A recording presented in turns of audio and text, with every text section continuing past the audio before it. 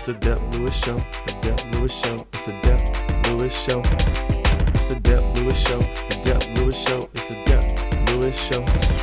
It's the Dep Lewis Show. The Dep Lewis Show. It's the Dep Lewis Show. Welcome to the Dep Lewis Show, episode 141. This is your host, Dep Lewis, and today is Sunday, August 10th, 2025. A great day for a podcast about video games and more. So welcome to the show. I hope you're doing great out there in the world, wherever and whenever you're listening to this. Thank you so much for being here. The first order of business, however, is to ask you to follow Dep Lewis Show everywhere. Full episodes of Dep Lewis Show available anywhere you can find a podcast. So find the best place to subscribe and listen weekly. Places like Apple Podcasts, Spotify, Google, YouTube, Amazon Music, and more. YouTube is also a great place to watch me play some games live or check out the videos later.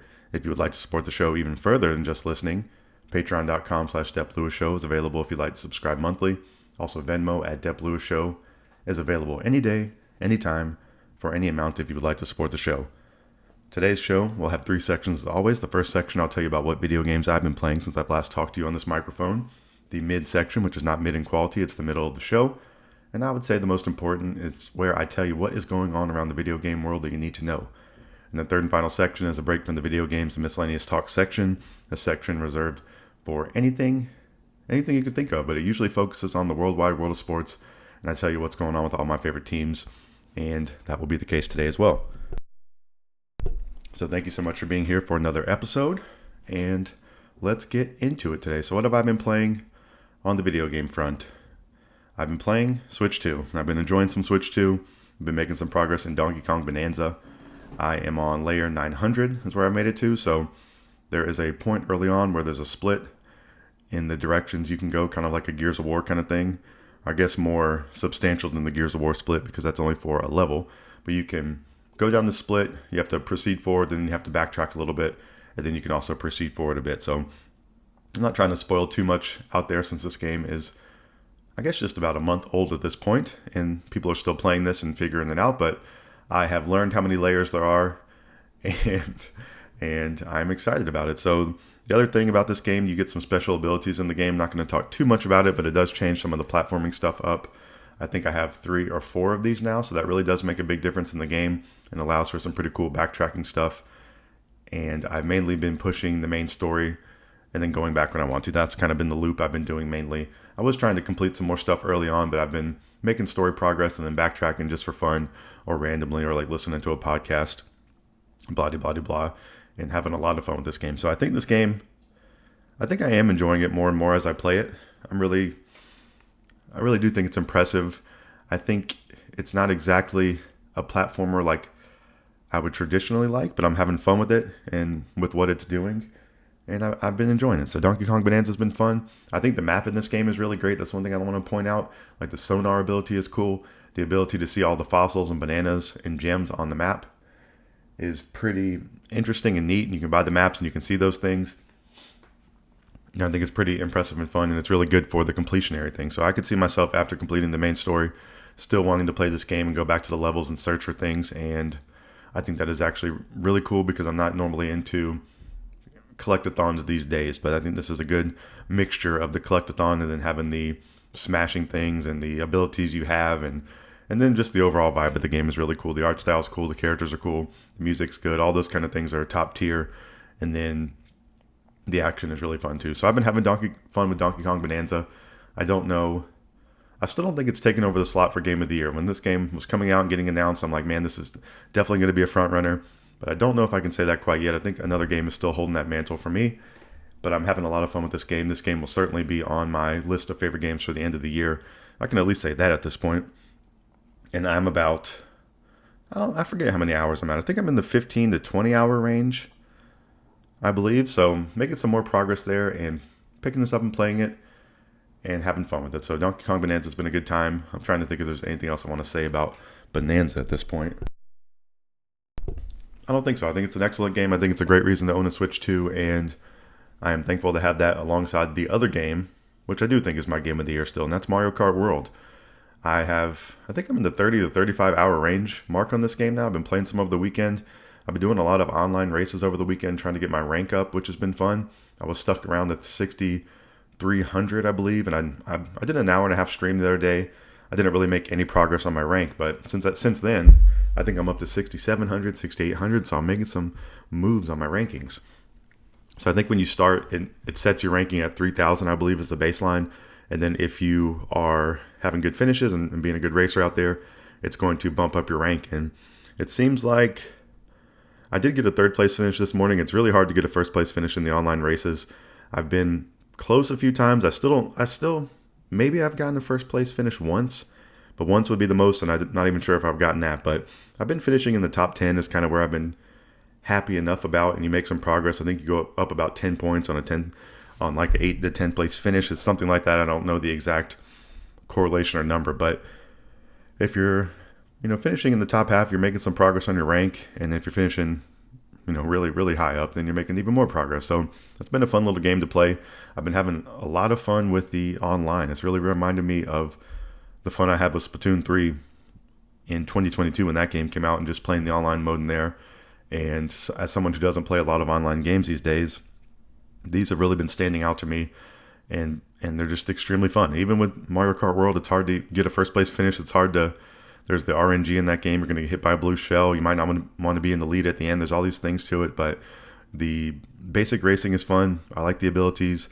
I like that it's challenging. I like the rank system, and I'm having a whole lot of fun with it. So I've completed all the Grand Prix, which I do hope they add more courses or maybe some higher CCs to race on those, because I do like doing the Grand Prix, but I've also still been doing that on Mario Kart 8 Deluxe. So I've been playing a lot of Mario Kart this year, and I think they're going to be, having some pretty good rankings for the Dep Lewis Show awards at the end of the year. So Mario Kart World, I've mainly been doing some online racing. My character over the weekend has been Mario. I've been playing some Mario. I kind of like the pro racing Mario. I've been using the standard cart, so pretty vanilla there, but I really do enjoy Mr. Mario. But my other main characters in this game so far have been Daisy and Waluigi, and I'm still playing Diddy Kong and 8 Deluxe, but I don't think I made too much 8 Deluxe progress this week. But loving the Mario Kart, having a whole lot of fun with it, and that's still my game of the year right now for the Dep Lewis Show, Mario Kart World. And I do think Donkey Kong Bonanza is the second one. I think it's inching closer and closer to Mario Kart World, but Mario Kart World is also, inching further and further up on my one ranking. So, I'll keep you updated on the show as always. So what else have I been playing? I made a little bit of progress, and I say just a really little bit of progress on Zelda Breath of the Wild. I'm at the beginning of the final Divine Beast that I need, and that is the one in the Gerudo Desert, so Va Naboris. The mission, there's a lot leading up to it, but once you go out to the desert, you ride on a sand seal, and you have to go up and shoot the hooves of the Divine Beast to subdue the beast so you can go in and do the dungeon. So I did complete that part of riding around on the seal, shooting the hooves, and having fun with that. It was actually pretty fun. And then I got into the dungeon, and I even was using my guide, and I still got a little confused. So that was, I was disappointing myself there. And I made a save. And when you save in these dungeons, it brings you back to the beginning of the dungeon. So you can't really save scum too much, and you have to kind of go back from the start and find your way through. So I was having trouble with this. There are multiple points where you can adjust the angles or the dungeon. So every kind of divine beast has some mechanic of altering the dungeon in certain ways, like rotating the ceiling, rotating the floor, rotating this portion of it. And this one has the most of those in there. I think there's three choices you can do. You can rotate them all different ways. So that's been a little bit extra confusing and something that I don't know if I would ever figure out without a guide. So I'm going to have to rely even heavier on a guide for this and make some progress. But this is a game that, I vowed to complete. I've been having a whole lot of fun with this game, and I need to get the Legend of Zelda Breath of the Wild monkey off my back at some point. And I am getting closer and closer to that, over time. So hopefully I'll be reporting some really great news for you at some point. I hope to finish that Divine Beast this week. And then the last thing I really have to do is go after Ganon. So, I should be able to do this, and I'll hopefully be doing this sooner than later. That's my main video game objective. So it's been the year of no direction on the show, so I haven't had any direction or any type of guidance for what to play or what I'm looking into. I've had the year of survival horror. I've had the year of the RPG. This was the year of no direction. And next year, I think I'm going to institute some type of year again, because I really do think it helps with having a little bit of focus. So the year of no direction is going on right now. A couple more months of that left here before the end of the year for 2025. My only direction I really do have is to complete the Legend of Zelda Breath of the Wild. And my other top game at the moment is Donkey Kong Bonanza. So I'm trying to think what else I've been playing. I played some Mario Kart 64 randomly. I've been playing some Ratchet 2016 a bit. I've been trying some Switch games that I have in my collection that I haven't tried or just haven't played a lot of. So I booted up Xenoblade Chronicles X, and the beginning of that game is extremely cool. The combat seems cool. There's a cool character builder. So that's a game. I've tried Xenoblade 1, the definitive edition. It's been like the most I've played of that series, and I maybe played just a handful of hours. So going back to this, it seems really cool. The mechs are cool. The story setup's cool. I'm liking the combat. And I would say the beginning of this game it's definitely exceeded my expectations so far. So pretty cool. I'm playing that on my Switch, my Switch 1, my OLED, and I'm also trying to re-download Mario Kart 8 Deluxe on there. I'm still splitting some games between the Switch 2 and Switch 1, and I keep thinking more and more that you really need to, if you have your Switch 1 still, I would still say play your Switch 1 games there, unless it's been given a dedicated upgrade for Switch 2, because it's not automatically running better. And I think in some instances, the game actually looks better on the original Switch 1 if there hasn't been any work on the back end to, what's the word, not prioritize, to optimize the game for Switch 2. So I think that's kind of been the case so far. I'm going to talk a little bit more about that in the middle section of the show, but I don't know if the Switch 2 is living up to the dream or the hope of being a viable third-party machine. I think some of the games will be okay, but it seems early on that I don't know if you want to buy your third-party games on Switch, and that's a little bit sad to me, as that's kind of a hope I had going into this Switch generation, but I just don't know. I definitely don't think it's a surefire thing, and I don't know how it's really going to transpire over the course of the Switch 2's lifespan, so we will see, and I will definitely be keeping you up to date with my thoughts on this show as always. So I think that's everything I've been playing. I'm trying to rack my brain right now, but I should be playing some of these same games in the upcoming week. Probably just keep on the Mario Kart train. Probably keep making progress in Donkey Kong, and then trying out some other games here and there is kind of my overall plan at the moment. So that's everything I've been playing. Those are all my video game thoughts personally for the week, and that's going to wrap up the first section of the show. So you're going to hear some lovely break music, and we're going to come back for the midsection, which is where I tell you everything going on around the video game world that you need to know. So I would say this is the most important section each week. You don't want to miss it. So go get ready, listen to this music, and come back for the midsection of Dep Lewis Show, episode 141, after this.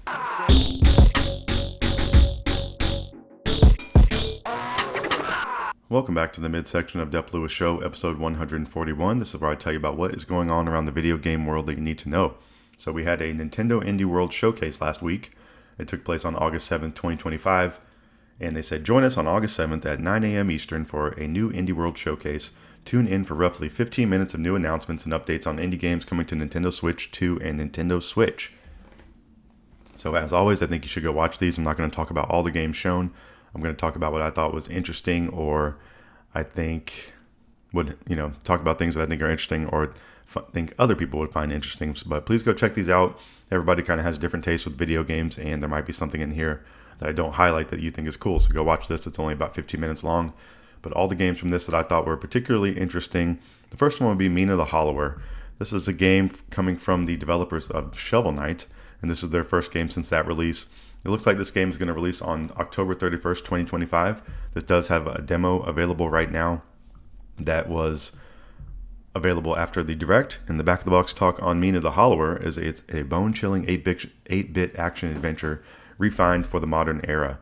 So descend into a frightful world of action-adventure in Mina the Hollower. Take control of Mina, a renowned hollower hurtled into a desperate mission to rescue a cursed island. Burrow beneath hazards and monsters, whip foes into oblivion, and gear up with an arsenal of sidearms and trinkets. Explore a vast world filled with pixel-perfect graphics, masterful gameplay, beastly bosses, and infectious music. Encounter a cast of bizarre characters, search out secrets in an array of exotic locales, and illuminate the omnipresent darkness in Mina the Hollower. So this is a game that definitely looked cool while watching the show, but this was more of an after the fact, oh man, okay, this could be extra cool to me. I heard a couple podcasts talking about it, and I wasn't realizing this is coming from the same studio as Shovel Knight, which I think is an extremely cool game from back in the day. And I think it's interesting when these games that come out, these indie games, getting their sequels. I think it's really cool, especially if you enjoyed the first game. So it just brings to mind Spelunky 2. We're going to talk about another game in a little bit in that lineage, but we have Stardew Valley. We're getting a Haunted Chocolatier next. Bellatra, whatever Local Thunk's going to want to do next, I'll be interested in. So this is just kind of one of those scenarios. And I think Mina the Hollower looks really cool. I think it could be a perfect game to play on the Switch, and something that I'm definitely more interested in. I don't think I bought an indie game in a while. I think I've been in a little bit of an indie game drought, so I possibly need to make an effort to get back into some more indies, and I think this will be a good example to do so. So Mina the Hollower is something I'll be checking for on October 31st, 2025. A great game to play on Halloween. All right, so what else was shown in the Nintendo Indie World Direct, or Nintendo Indie World Showcase? There was a game called Neverway shown. This one has a release date of 2026. The developer is Cold Blood Inc. After quitting her dead-end job, Fiona starts over on a farm and becomes the immortal herald of a dead god. Make friends, fight through horrors, and pay your debt in this nightmarish life sim RPG. So the basic way I can describe this game, it looks like Stardew Valley with some horror elements. So I think those are two things that a lot of people are trying to, I guess they're just two categories a lot of people like: farm sims, life sims, and then horror games. And they're trying to blend it together in this indie package. And I think it's a cool idea. I don't know if this would be something that I dedicate time to trying or playing, but I think it looks cool. I think there's potential here for this to be a hit, and I'll be interested to see the reception to Neverway when that releases next year sometime. No firm date on that. All right, a couple other things to talk about from the Nintendo Indie World Showcase. They showed off a game called Is This Seat Taken? And this is a logic puzzle game where you play matchmaker for groups of hilariously particular people. Each character has pet peeves that make seating them a delightful challenge. Find the perfect spot for each person to unlock new levels in this cozy, silly, and relatable experience. This one's developed and published by, I don't know if it's Pody Pody or Potty Potty Studio. I guess probably it's Pody Pody. Probably sounds better than Potty Potty, but it's P-O-T-I, P-O-T-I. And this game is available right now for $9.99 US. Looks like an interesting puzzle game. I really do. I think the price of that is very enticing. And this looked very silly. You were sitting people next to each other, just using random names. It's like, oh, Tim doesn't like Sally, so don't sit them next to each other. And Sally does like Christina, but Christina's not friends with Mark, and blah, blah, blah, blah. And then they get grumped if you sit them next to each other. All sorts of scenarios. They have different rooms and areas you're putting these people in. So I think it's a cool take on logic puzzles. And I think in these indie showcases, I like to see some different things, and I think this is a good example of it. So a lot of people are saying that, major AAA games are a little bit stale these days, or a little bit samey. So you have to sometimes kind of look to these indie showcases to find some extra creative stuff or just really different things. And it might look a little bit strange, but I think some of these things will be worthy of a try and definitely interesting. So Is the Seat Taken looking like a cool game out there, available now for $10 if you would like to go try that. Another game that I was kind of just reminded how cool and cute this game looks. This is a game that came out originally May 2024, but it's getting an update, and the update is available now, I believe. That's Little Kitty Big City, and it got the picture perfect update, and I think it's available now. I wrote down it comes to Switch later this year, but then I think I saw that it was available, but so maybe don't quote me on that. But if you've never heard of Little Kitty Big City, it is a peaceful catnap turns into a whimsical adventure. Will you make your way home, or will you explore what this big city has to offer first? I mean, getting home is obviously your main priority, obviously. Well, it's one of your priorities, maybe, more of a guideline. It's definitely on your to-do list somewhere, but first, exploration. So the picture-perfect update that is coming, or possibly available now, I'm not sure. Explore new areas and create new mayhem. Meet new characters, snag hats, and get creative with photo mode features. Make your own kitty with options to adjust fur color, patterns, eyes, and more. So pretty cool. Something I could see myself playing in the future of the base game of this, and getting a free update is always nice. All right, what else was shown at this Nintendo Indie World Showcase that I want to point out today? There was a game called Ultimate Sheep Raccoon. I think this looks like a pretty fun multiplayer game. I don't know if it's something I would try. Just like I mentioned, I don't play a ton of multiplayer games these days, but Ultimate Sheep Raccoon is releasing in 2025. It is a bike racing party game where you and your friends build the course together. Add obstacles and dangerous traps, take the lead with power-ups, and race to the finish. So I guess that a little bit sounds like side-scroller Mario Kart, and a little bit of Trials Fusion in there where you are, racing across the screen. The developer and publisher is Clever Endeavor Games. I think there was a previous game. I don't think it's a direct sequel, but I think they had a side-scrolling party game where you could use power-ups and build the course, but I don't think you were racing on motorcycles, so I think that's the change here. This definitely looks cool, has a cool name. I think this could be a fun party game, especially if you're someone who plays a lot of multiplayer games, or has people over to come play some stuff. I don't know if there's local stuff available on here, but I bet there is. And this one looks extra cool. Definitely one of the, I like Trials a lot, and I like side scrollers, so this one definitely caught my eye. But they lost me a little bit where it got to a party racing game, but definitely interesting. And that's Ultimate Sheep Raccoon. All right, what else do I want to talk about? They showed off a game called Tiny Bookshop. This game's available right now for $19.99 US. Leave everything behind and open a tiny bookshop by the sea in a cozy narrative management game. Stock your tiny bookshop with different books and items, set up a shop in scenic locations, and run your cozy secondhand bookshop while getting to know the locals. So the simulator games are ever popular, ever growing, ever expanding to different genres and things. And I think this is a perfect take on one of these type of sim games, because especially if you're kind of into the cozy or relaxing vibe, I think it's the perfect aesthetic for running a little shop. I think bookshops have a lot of whimsy to them, even in real life these days. And, they sometimes have mobile bookshops. Sometimes, there's the big box bookshops, but it's cool to see a bookshop. There's just something really, that's a very cozy platform to work from, and then putting it in a video game into the cozy genre, in quotes, I think is kind of a home run success. So if the management stuff is fun, if there's enough variety in here, if the game has some cool music, I think the visual style looked very cool, and I think there's a lot of potential here. So Tiny Bookshop available right now for $19.99 US. All right, the biggest release, according to me, from the Nintendo Indie World Showcase that took place last week was UFO 50. This is something I'm extremely interested in. I haven't ponied up the $24.99 US yet, but I could see myself doing so at some point or in the future when there's possibly a little bit of a sale or discount on this. But UFO 50 is available now on the Switch, which a lot of people have been calling for.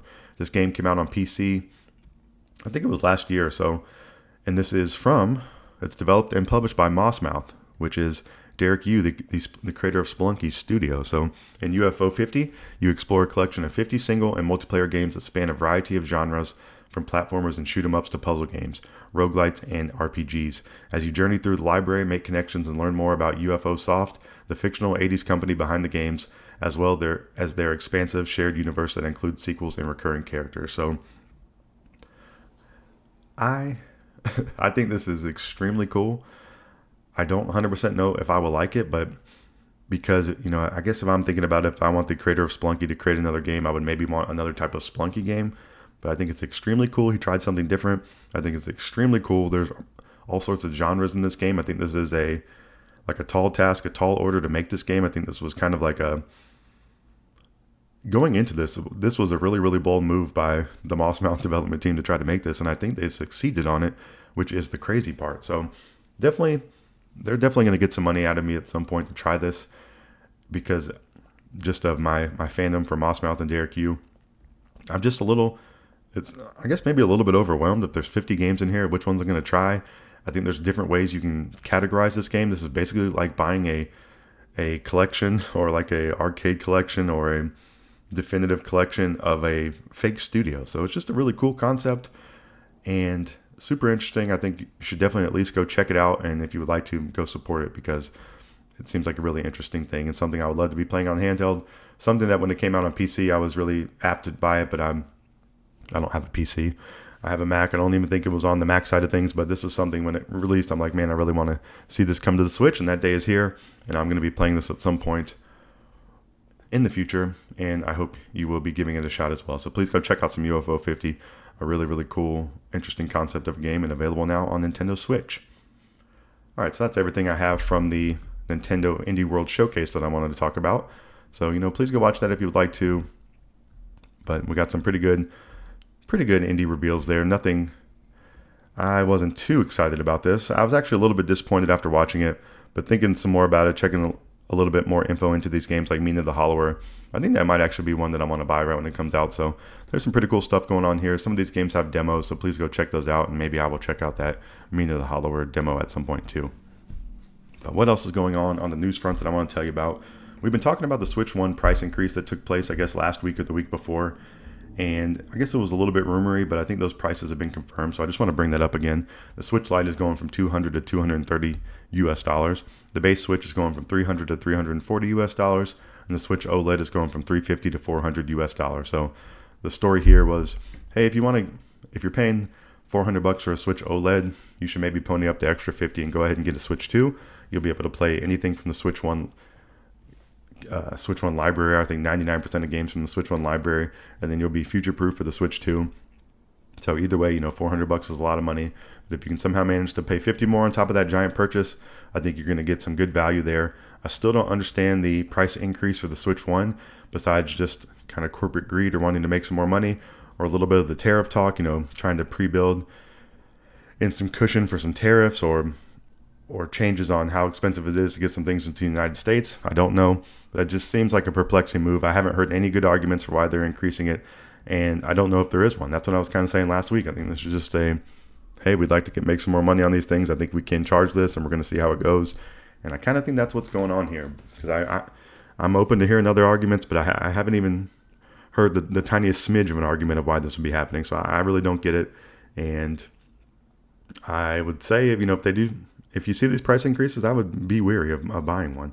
But I've also seen that some of the retailers haven't exactly followed through with this yet. I know Best Buy is still showing the current prices for their Switch 1 catalog. I think Walmart was doing the same thing. So I don't know if these retailers are not wanting to get into not the volatility, but, be changing the prices around. I think maybe they're kind of doing the wait and see approach to not upset their customers. And I think it's kind of unexpected, and I would almost say, user friendly and consumer friendly there for some of these companies, that they're not immediately raising the prices and getting involved in this. So I think that's nice. And then even thinking about, there's a YouTube channel I like following, Double Jump Video Games, and they're the owner of that store. I guess there's two owners, but the one who does most of the YouTube stuff, Sick Cooper, was talking about that their store is not currently going to raise the prices on, if they have new Switches in the store that they bought from distributors, they're not going to automatically raise the prices. But if they do have to obtain some new consoles from a distributor, that they're going to raise the prices accordingly, because they're paying a higher price to get them from the distributors. So they are going to change their prices to relate to that. And that makes sense from a business standpoint. None of this is consumer friendly, but if you're running a business, that would make sense.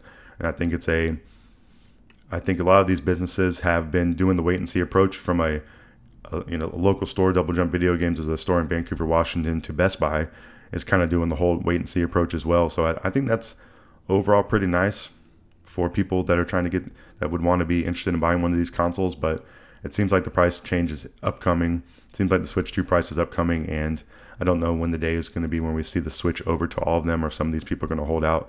I'm not sure. Maybe like Best Buy is trying to do the Sick Cooper method of, sell off what we have. We paid X price for these, and we were already okay with the situation.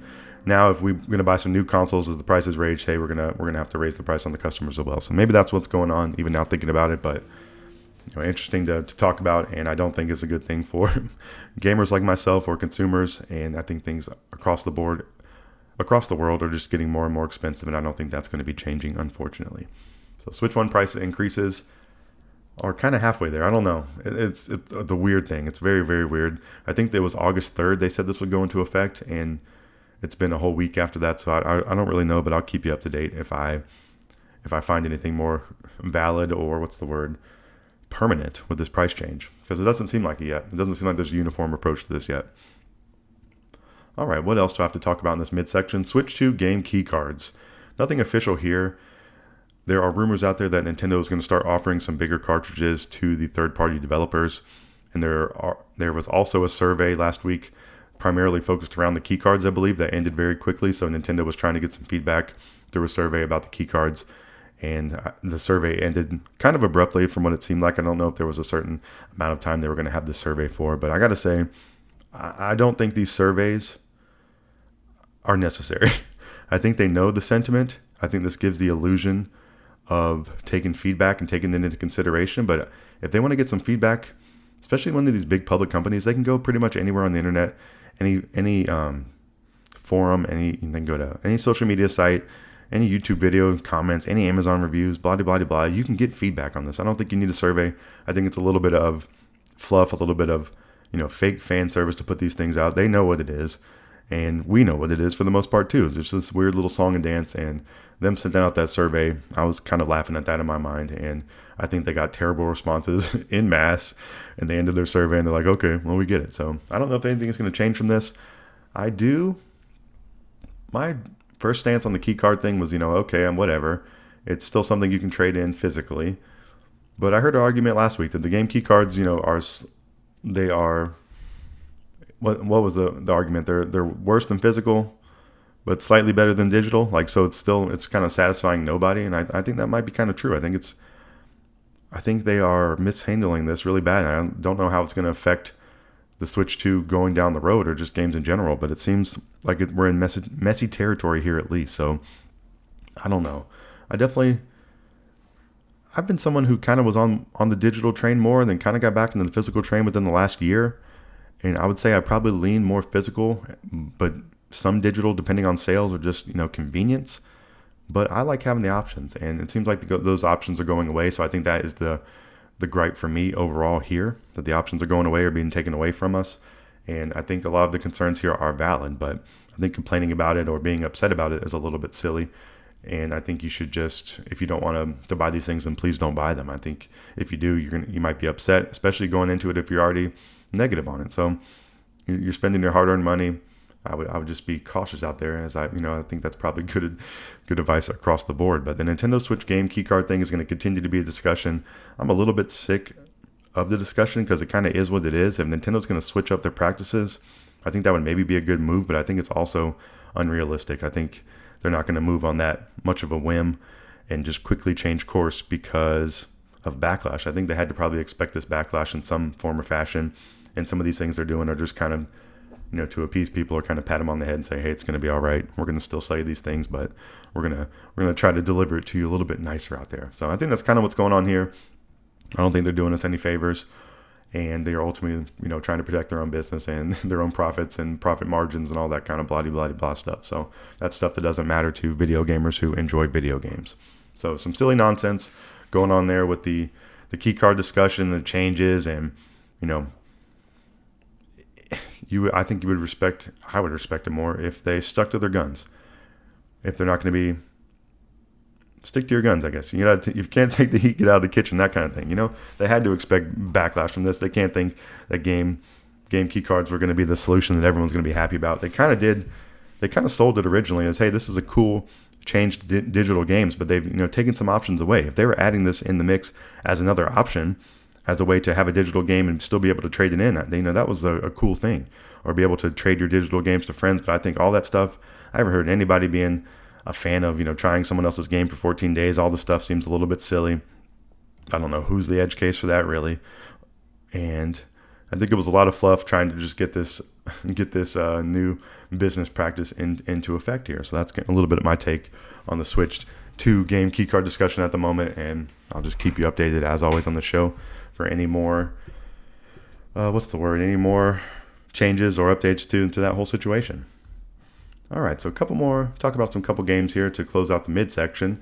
Metroid Prime 4 Beyond is a game that doesn't have a release date, but apparently it's supposed to be coming out in 2025. This game is going to be playable at Fan Expo in Canada, which is taking place in a couple weeks from August 21st to August 24th. So maybe we'll be getting some type of announcement around there for the release date. You think there's not that many months left in the year. You think they'd want to get the date on the book, and it's a little bit worrisome. I don't know if Metroid Prime 4 Beyond will be a day one purchase for me, something I'll definitely have interest in. And I've kind of been saying in my mind, I would like to finish Metroid Prime Remastered first before jumping into this. And I think that's probably a smart move for me. But Metroid Prime 4 Beyond, bounty hunter Samus Aran, one of the greatest bounty hunters in the galaxy, capable of completing any mission, no matter the danger. World, planet Vuros, an unknown planet. Samus finally finds herself transported to the greenery of an ancient jungle, and the objective is to explore the mysterious planet to find a way home. Scan stone statues and ruins for clues on how to move forward, battle abhorrent alien creatures who inhabit the planet. So doing some real Metroid-like Metroid things there, and I will keep you updated. So we might be getting some more information. We'll definitely be seeing some more gameplay by the end of the month, and that was the update on Metroid Prime 4 Beyond that I'd like to bring to you. All right, an extremely cool-looking game for fighting fans. Marvel Tokon Fighting Souls is having a closed beta from September 5th through 7th, so that's the news here. You can register right now. There's a Register Now button, and you fill out the form to sign up for the beta. Marvel Tokon Fighting Souls. In that game, you assemble your team of legendary Marvel characters in the ultimate 4v4 tag team fighter from PlayStation Studios, Arc System Works, and Marvel Games. So quite a collaboration there, and Arc System Works has a extremely good pedigree for making fighting games, and people love, including myself, the Marvel vs. Capcom franchises, the Marvel fighting games, and there's no Capcom in here, but the Marvel fighting game's extremely cool, and if they can make an extremely fun game, that's going to be modern. The graphics in this game look beautiful, so I think they are cooking up something really, really good here with this Marvel Tokon Fighting Souls. And in this game, you can immerse yourself in the Marvel Universe like never before with the iconic roster of heroes and villains, authentic stages, and intuitive gameplay mechanics. Experience the thrill of fast-paced, over-the-top action with stunning anime-inspired visuals, where every battle is a unique and exciting team versus battle experience. So this will come to PC and PS5 in 2026, and all you can do right now is wishlist the game, but it looks extremely cool. PlayStation 5 has that new wireless fight stick coming out, so somebody's going to be buying that and playing Marvel Tokon on it in 2026, and that's going to be pretty cool. All right, what else is going on in the video game world? I got two more things to tell you about. This first one is a video game that's available right now as of last week, and that's Mafia: The Old Country. It released on August 8th, 2025, so that was 2 days ago if you're listening real time, for PlayStation 5, Xbox Series X, S, and Microsoft Windows. The developer is Hangar 13, and Mafia: The Old Country. The back of the box talk is uncover the origins of organized crime in this gritty mob story set in the brutal underworld of 1900 Sicily. Fight to survive as Enzo Favara, that's a very good character name, and prove your worth to the family in this immersive third-person action adventure. It takes place before the events of the first game and is the fourth main entry in the Mafia series. The standard edition is $49.99 US. And I saw some footage of this game from Rachel K, the streamer playing this, so if you want to go check out some content, please go check out Rachel K. She's a really cool streamer on Twitch. And I think this is I've never played the Mafia games, but I know a lot of people respect them and like them. It's a little bit of like a mini Grand Theft Auto, maybe kind of more story focused is my take from the outside on these. And I think it's a good idea. I think they're releasing it at a great time. Grand Theft Auto 6 is 9 months away, and I think they're sticking firm to that date. Is the other thing that I've heard. I think it's May 26th is the current release date for GTA 6, and I think there was some alleged rumor last week that they're on track to hit that date. So that's just a little sidebar there. But Mafia: The Old Country is available right now if you want to go play a third-person open-world action game, and this one has set around the Mafia. All right, the last bit of information to tell you about this week is a video game that comes out in the upcoming week, and that's Madden NFL 26. I know some people are playing this already if you have the deluxe edition, I believe, but the standard edition for this game will release next week on August 14th, 2025. It's going to be available exclusively on next-gen platforms, so PlayStation 5, Xbox Series X and S, PC, and Nintendo Switch 2. This marks the end of support for previous generation consoles. The standard edition is $69.99 US. And the only other bit of information I want to report there is to be wary of the Nintendo Switch 2 edition. According to the YouTube great Heckin' Steve, the Nintendo Switch 2 is running like ass. Or the Nintendo Switch 2 version of Madden NFL 26 is running like ass. He was saying there's input lag, there's some stuttering, there were background images during the game that were just glitching out, not looking proper, and he was saying it was extremely frustrating. I thought it was cool in theory. Some of the trailers were making this game look fun, and until you get your hands on it, apparently it runs like ass. So that was the update from Heckin' Steve on the Madden NFL 26 on Switch 2. So I would proceed with caution there. And he said he went and bought the version on Xbox Series X and S. He said it runs just like you would expect a Madden game to. He was saying, hey, it kind of looks like last year's game, maybe a few little changes, but nothing crazy. And if you're a Madden fan, it sounds like you're going to like it. But if you're a Madden fan, it doesn't seem like you were going to like the Switch 2 version. So that's my little bit of a warning out there. And that is the update on Madden NFL 26.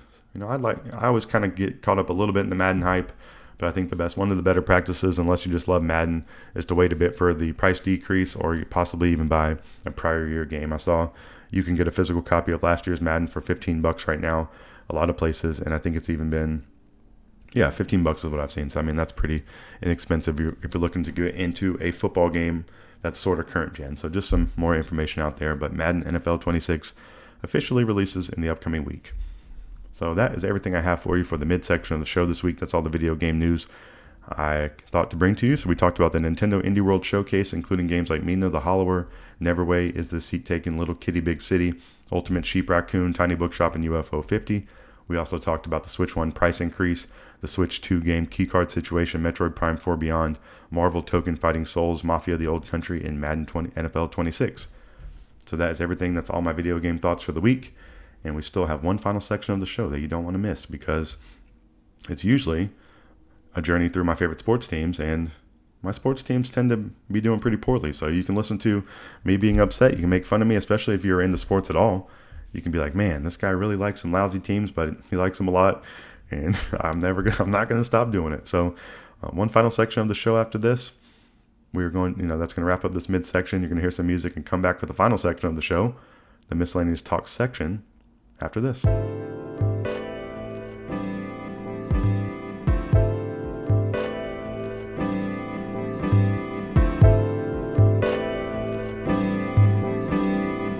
Welcome back to the final section of Dep Lewis Show, episode 141. This is the Miscellaneous Talk section where I can talk about anything I want to outside of the video game world. So I want to get into the worldwide world of sports as always and tell you what is going on with all my favorite teams. So my favorite NFL team, the Carolina Panthers, have officially begun the preseason. So this past Friday, the Panthers played in Charlotte versus the Cleveland Browns. And Shedeur Sanders for the Browns was getting 50 snaps, playing pretty much all the snaps of the game. And he was playing pretty good out there. So I think Browns fans are pretty excited. I think Shedeur Sanders fans are pretty excited. And I think Panthers fans have a little bit of a reason to be excited. I think the defense was getting torched in this game, the second and third unit especially. But that's to be expected. The Panthers had one of the worst defenses in the league last year. So we need the first team defense to be somewhat okay, somewhat better. And then I don't think we can really expect the backups or the third string to be good at this point, because our first string was historically one of the worst last year. So I don't think they've upgraded that much on defense. There are a few key pieces. They've drafted some rookies and things like that. So there is a little bit more hope for some defensive prowess, but I think that is still not going to be a strong suit. And I think the Panthers are hoping for the offense to pick up the slack a little bit. And my thoughts from this preseason game were that I'm still riding the Bryce Young train. I think he's looking good. He made some plays out there. I think he's looking more and more competent as time goes on.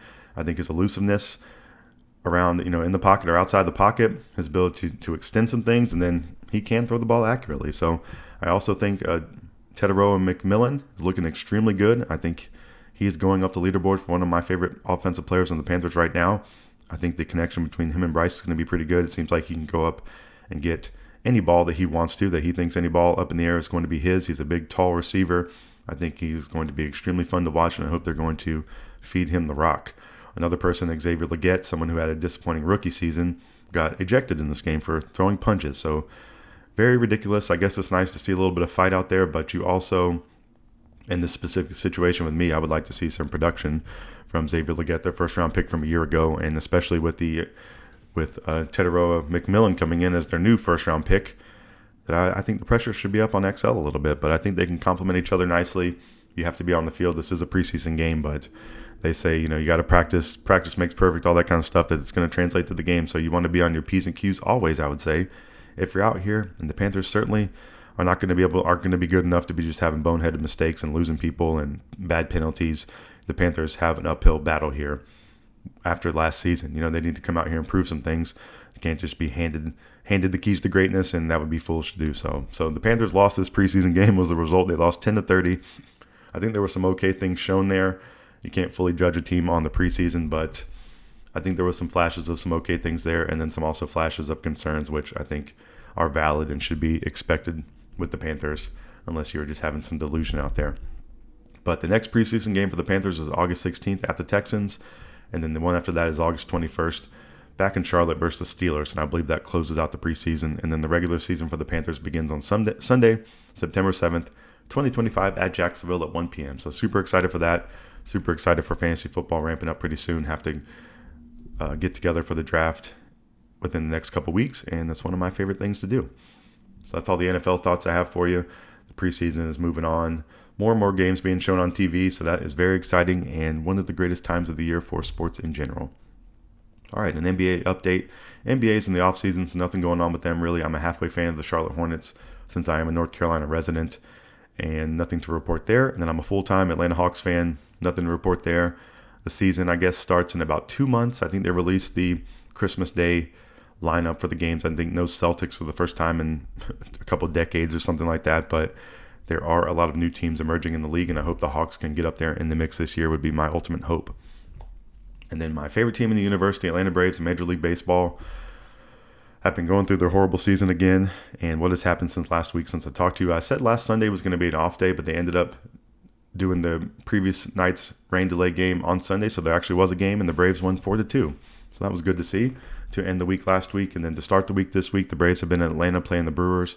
The Braves lost Monday 1-3. The Braves lost Tuesday 2-7, and the Braves lost Wednesday 4-5. So they brought the brooms out, they swept the Braves, and just more sad time for the Braves fans. And I think this season, I think you can put a fork or put a knife in this season. I think it's kind of done. I think they had to really come out with some type of surge after the All-Star break to have any type of hope. And me even saying it's done right now probably sounds ridiculous because I think the season's been done for a bit. But just really sad state of affairs for the Braves, where I think they were the the second favorite to win the World Series based on betting odds. So pretty wild and really hard to understand and hard to fathom. And I think that's kind of the word across the board here. So I don't know what's going on, going completely wrong in the recipe with the Braves, but something is not working.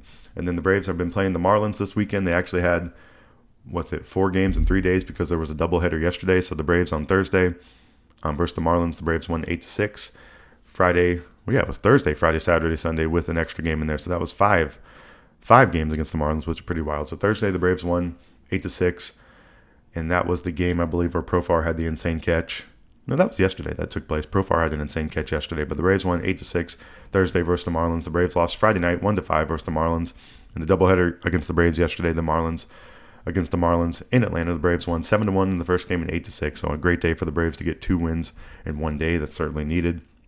And the Braves will finish off this week against the Marlins in Atlanta once again in just a couple hours. I think it starts at 1:30 or 1:10 or in sometime in that 1 o'clock slot. So hopefully they can get a win. And then next week there's no Monday game for the Braves. And then 3 versus the Mets up in New York, and then 3 versus the Guardians in Cleveland. So a big road week for the Braves, or a complete road week for the Braves, but they have an off day tomorrow. And I don't know, a little bit disappointing, or a lot of it disappointing for sure. And it's not getting any better. So I think there's going to be some point pretty soon where they kind of shut people down. Maybe we'll see a few more injuries kind of pop up, and there's going to be really no reason to push it too much for the last month or two of the season here for the Braves. So pretty sad state of affairs, but that is what it is.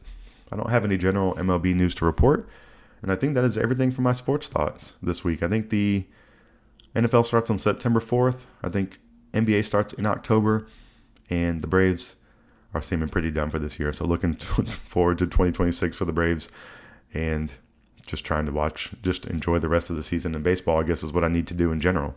So that's everything I have for you for the Miscellaneous Talk section. We talked about all my favorite teams. We talked about the Panthers, the Hornets, the Hawks, and the Braves. And that's everything I have for you for the Miscellaneous Talk section.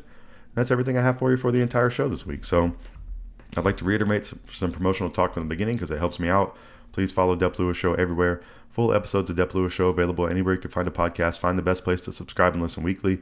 Places like Apple Podcasts, Spotify, Google, YouTube, Amazon Music, and more. YouTube is also a great place to watch me play some games live or check out the videos later. If you would like to support the show even further than just listening, patreon.com/Dep Lewis Show is available if you'd like to subscribe monthly. Also, Venmo at Dep Lewis Show is available any day, anytime, for any amount if you would like to support the show. Thank you so much for listening. This has been my first episode in my new place. I think it does sound a little bit more echoey in here. My new place is a little bit bigger, which is nice. I have some more room, and maybe I'll have to try to figure out some type of situation for the sound. I've kind of thought about buying some sound suppression stuff for the walls, or I don't really know. So I'm going to listen back to this one. Hopefully it sounds okay. This is the third location I've been doing the Dep Lewis Show from. So hopefully this will be the best one yet. I think I really got into a groove in my last place of doing the show. I've been on a consistent streak for over a year now of doing the show weekly. I've been doing the show for, I guess I'm almost coming up on the 3-year mark of my 3-year anniversary from starting the Dep Lewis Show. And it's just pretty cool to think back on these things. So I'm just even thinking now, this is the third location I've been recording this in. I plan to stay here for a little while, and I just have so much fun doing the show. So I really appreciate you listening to it. And I don't know why I'm being sentimental like that, but I really do have fun doing this. I'm looking forward to all the new episodes in this new place, and just thankful for anyone out there listening. This is one of my favorite things to do. I always say that, and I'm going to continue doing it even if no one is listening. So that's the plan over here. Thank you so much for listening if you are, and please share the show if you can. Please come back for another episode next week, because that's where I'll be. And I just hope you have a wonderful week out there in the world, wherever and whenever you are. If things are going your way, I hope they continue. I hope you appreciate them while they're going on. If things aren't going your way, I hope that changes. And I hope some great things happen to you. I hope you hit the lottery. I hope you get a new job. I hope you eat something good. I hope you make a new friend. I hope you go on a trip. I hope you have some vacation. And I also hope you come back for another episode of the Dep Lewis Show next week, because that's where I'll be. And I will talk to you next time. Goodbye.